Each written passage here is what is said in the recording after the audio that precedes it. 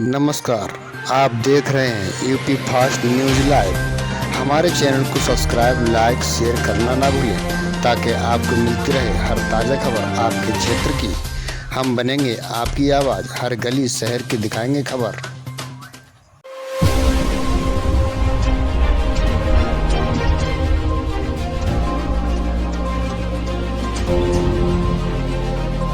दोस्तों, हमारी समझ के मुताबिक ब्रह्मांड में पृथ्वी ही सिर्फ एक ऐसा ग्रह है जहां जीवन संभव है।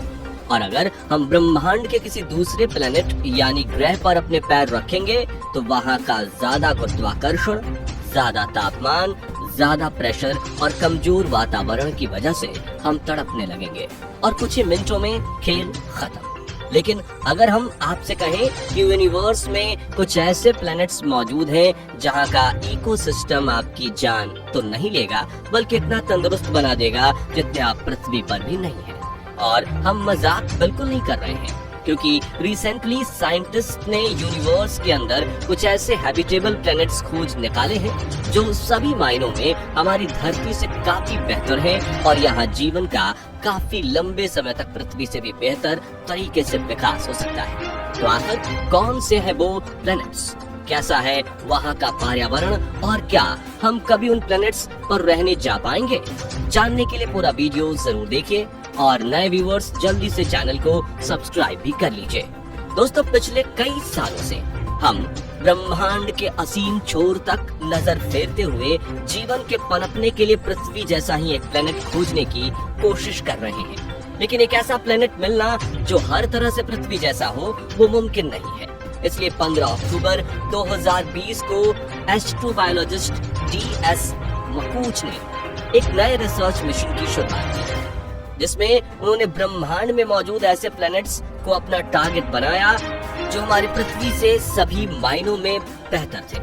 और आपको यकीन ही नहीं होगा कि उन्होंने अंतरिक्ष में एक या दो नहीं बल्कि 24 ऐसे सुपर हैबिटेबल प्लैनेट्स खोज निकाले जो कई मायनों में धरती से बेहतर थे। अब अपनी लिस्ट को छोटा करने के लिए उन्होंने अपनी टीम के साथ मिलकर कुछ क्राइटेरियाज की लिस्ट बनाई। इस लिस्ट में सबसे पहला क्राइटेरिया था होस्ट स्टार क्यूब। दोस्तों, किसी भी प्लैनेटरी सिस्टम का होस्ट उसके आसपास घूमने वाले प्लैनेट्स की हैबिटेबिलिटी पर काफी असर डालता है। उदाहरण के रूप में हमारे सोलर सिस्टम का होस्ट है सन, जो पूरे सौर मंडल को कंट्रोल करता है और इसकी रोशनी की वजह से हमारी पृथ्वी पर जीवन है। अब जरा सोचिए कि कभी अचानक से सूर्य का चमकना बंद हो जाए तो रोशनी और गर्मी ये देना बंद कर दे तो क्या होगा? साफ तौर पर पृथ्वी से जीवन का सफाया हो जाएगा।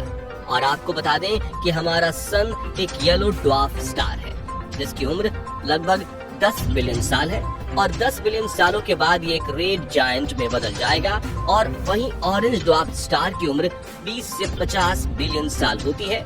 ऐसे में एस्ट्रोबायोलॉजिस्ट मकूच ने ऐसे ग्रह चुनने का फैसला किया जो ऑरेंज स्टार के आसपास परिक्रमा कर रहे थे ताकि वहाँ लंबे समय तक जीवन संभव हो। दूसरा क्राइटेरिया था वहाँ पानी उपलब्ध हो। तो एक सही प्लैनेटरी सिस्टम मिलने के बाद उस प्लैनेट और उसके होस्ट स्टार के बीच के डिस्टेंस को नापना, जिसमें हमें इस बात का पता लग सकता है कि वो प्लैनेट हैबिटेबल जोन में है या नहीं, जिससे हमें उस प्लैनेट पर मौजूद पानी की मात्रा के बारे में पता चलता है। और पानी के बिना किसी भी लिविंग ऑर्गेनिज्म का जीवन संभव नहीं है, इसलिए ये क्राइटेरिया सबसे इम्पोर्टेंट है। तीसरा क्राइटेरिया था ग्रह का आकार और द्रव्यमान। वैज्ञानिकों का मानना है कि किसी भी प्लेनेट की साइज और मास लाइफ को इवॉल्व होने में इन्फ्लुएंस कर सकता है। ध्यान से सुनिएगा, किसी भी प्लेनेट का जितना बड़ा साइज होगा उतनी ही जगह मौजूद होगी इंसानों और जानवरों के रहने के लिए, और प्लेनेट का मास जितना ज्यादा होगा उतनी ही ज्यादा ग्रेविटी भी होगी। इसी गुरुत्वाकर्षण की वजह से हम इंसान जमीन पर पृथ्वी की तरह ही चल पाएंगे और यही ग्रेविटी हवा को जमीन की तरफ खींच कर रखेगा, जिससे उसका वातावरण ज्यादा घना और स्थिर रहेगा। हालांकि एक और कंडीशन ये थी कि प्लेनेट पृथ्वी से 1.5 से या 2 गुना बड़ा ही होना चाहिए ताकि उसकी मैग्नेटिक फील्ड लंबे समय तक एक्टिव रहे, जो अंतरिक्ष से आने वाले खतरों से बचाए। अब आखिरी इम्पोर्टेंट क्राइटेरिया था तापमान। अब दोस्तों, किसी भी ग्रह का तापमान बहुत ज्यादा होगा तो वो हमें जला कर रख देगा और बहुत कम होगा तो जमा देगा। ऐसे में वैज्ञानिक हमेशा ऐसे ग्रह पर फोकस करते हैं जिसका एवरेज टेम्परेचर पृथ्वी से 5 डिग्री कम या 5 डिग्री ज्यादा होता है, क्योंकि पृथ्वी के ट्रॉपिकल रीजन में रहने वाले माइक्रोबैक्टीरियाज इसी टेम्परेचर रेंज में सरवाइव कर सकते हैं। इन्हीं चारों क्राइटेरियाज को ध्यान में रखते हुए डॉक्टर मकबूज की टीम ने 24 में से 2 ऐसे प्लेनेट खोज निकाले जो इन चारों कंडीशंस को परफेक्ट क्लिक कर रहे थे। इन दोनों प्लैनेट्स में से एक है ल्यूटन बी प्लैनेट। इस प्लैनेट को 2017 में पहली बार खोजा गया था और उस वक्त इसे ग्रीज 273b नाम दिया गया था। हमारे सौर मंडल से करीब 12 लाइट ईयर्स दूर ल्यूटन स्टार के आसपास परिक्रमा करने वाले इस प्लैनेट पर न सिर्फ पानी मौजूद है, बल्कि लाइफ के सिंपल से कॉम्प्लेक्स फॉर्म में जिंदा रहने के लिए सभी जरूरी चीजें जैसे कि एमिनो एसिड और हाइड्रोकार्बन भी भारी मात्रा में मौजूद है। इतना ही नहीं, इस प्लैनेट का मास यानी द्रव्यमान पृथ्वी से 2.89 गुना ज्यादा है और यह पृथ्वी से 6% ज्यादा सनलाइट रिसीव करता है।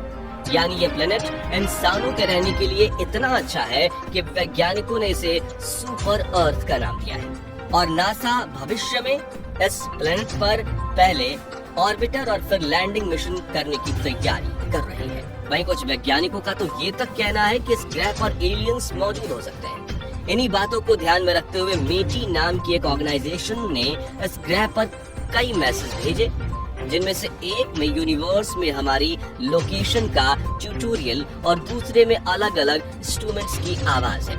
ऐसे में अगर ल्यूटन बी प्लेनेट पर इंटेलिजेंट एलियंस मौजूद हुए तो वो एक ना एक दिन हमसे जरूर कांटेक्ट कर सकते हैं। अब दूसरी हैबिटेबल डिस्कवरी की बात करें तो ये कोई सिंगल प्लेनेट नहीं है, बल्कि पूरा स्टार सिस्टम है जिसमें 1 या 2 नहीं बल्कि पूरे 7 धरती से प्लेनेट अपने स्टार के चक्कर लगा रहे हैं और इनमें से 3 प्लेनेट्स हैबिटेबल जोन में आते हैं। इस प्लेनेटरी सिस्टम का नाम है ट्रैपिस्ट-1, जो कि पृथ्वी से 40.66 लाइट ईयर्स दूर है। इस सिस्टम का होस्ट स्टार एक रेड ड्वार्फ स्टार है जिसका नाम है ट्रैपिस्ट-1 और ये एक रेड ड्वार्फ स्टार है जिसका साइज हमारे जुपिटर प्लेनेट से थोड़ी सा बड़ा है।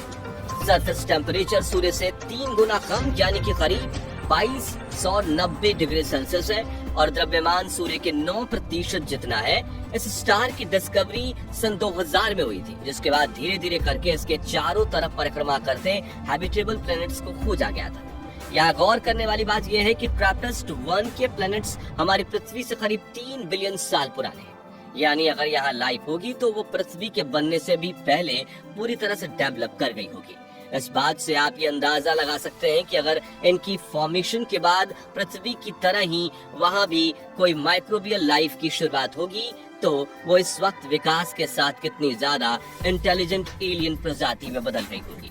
यहाँ एक इंटरेस्टिंग फैक्ट ये है कि ट्रैपिस्ट सोलर सिस्टम के सभी प्लैनेट एक दूसरे के इतने करीब हैं कि अगर आप इनमें से एक ग्रह की सतह पर खड़े होकर आसमान में देखोगे तो आपको दूसरे प्लैनेट अपने चारों तरफ घूमते दिखेंगे, वो भी काफी बड़े आकार में। इसके अलावा इन प्लैनेट्स के आसमान में सूरज भी पृथ्वी से ज्यादा दिखाई देता है। दोस्तों, ट्रैपिस्ट-1 के इनहैबिटेबल प्लैनेट्स पर पानी मौजूद है और साइंटिस्ट्स इनके बारे में जानकारी इकट्ठा करने में जुटे हुए हैं। दोस्तों, हैबिटेबल प्लैनेट की खोज में हम पृथ्वी से इतने दूर चले गए थे कि हमने हमारे सबसे पास वाले हैबिटेबल प्लैनेट को तो इग्नोर ही कर दिया था। इस प्लैनेट पर रहने की कंडीशन धरती से काफी अच्छी है, लेकिन इसके बावजूद वैज्ञानिक इसमें थोड़ी कम दिलचस्पी दिखा रहे हैं। जी नहीं, हम मंगल ग्रह की बात नहीं कर रहे हैं, बल्कि इसका नाम है कैलिस्टो, जो कि जुपिटर यानी कि बृहस्पति का दूसरा सबसे बड़ा चांद है, जिसे शुरुआत में तो सोलर सिस्टम का बंजर चांद घोषित किया गया था, लेकिन 90 के दशक में ये बात सामने आई कि कैलिस्टो की सतह पर पानी बर्फ के रूप में मौजूद है और इसकी सतह के नीचे पूरा का पूरा समंदर मौजूद है। वहीं वैज्ञानिकों ने कैलिस्टो पर एक पतले वातावरण को भी खोज निकाला है और उनका कहना है कि अगर हम कैलिस्टो पर जुपिटर से आ रही रेडिएशन को रोक पाए तो इंसान जुपिटर के इस चांद पर काफी आसानी से सांस भी ले पाएगा। तो भविष्य में जैसे ही हमें रेडिएशन कंट्रोल करने की पावरफुल टेक्नोलॉजी मिलेगी, वैसे ही हम कैलिस्टो को भी फिर से अलाइव करके हैबिटेबल बना पाएंगे। तो दोस्तों, क्या भविष्य में कभी ऐसा दौर आ सकता है कि हमें पृथ्वी को छोड़कर जाना पड़े? और अगर ऐसा होता है तो आप इनमें से कौन प्लेनेट पर जाना पसंद करेंगे? कमेंट करके जरूर बताइए। और वीडियो पसंद आया हो तो इसे लाइक और शेयर जरूर कर दीजिएगा। साथ ही ऐसे इंफॉर्मेटिव वीडियोस को देखते रहने के लिए हमारे चैनल को सब्सक्राइब करके पास वाली घंटी जरूर दबा दीजिए।